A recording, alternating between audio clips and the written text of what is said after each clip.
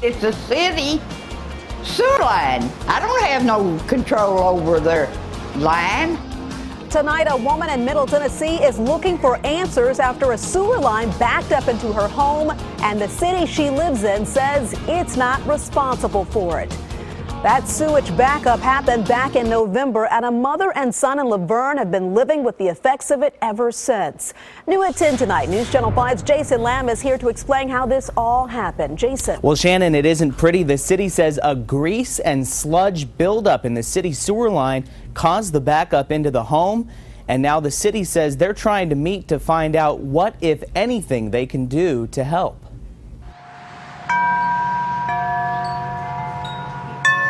Make these. This is not finished. The hat for the women or the men that has chemo. Gertrude Phillips. I give them away. Is 88 years old. Soon be 89. And is, by all accounts, I have solid. A firecracker. I like the variegated. But what's kept Gertrude up for the past few months, she says, well, it come all over in my bathroom. Is enough to light the fuse in anyone. I hollered for my son. I said, Charles, come look. I knew it wasn't good. Charles says the problem started back in November.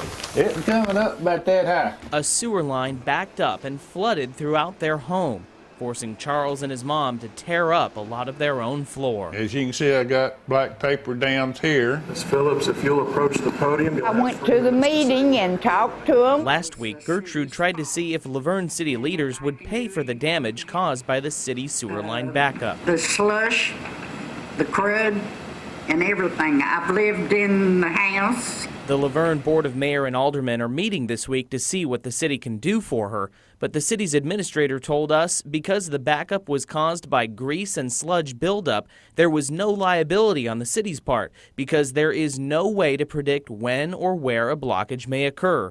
The administrator added, it is ultimately the responsibility of the homeowner to protect their own property. How can I protect my property if it is a city sewer line? It's an answer Gertrude says she isn't pleased with. I have no control. I can't go out there and go down in their manhole. I wouldn't if I could.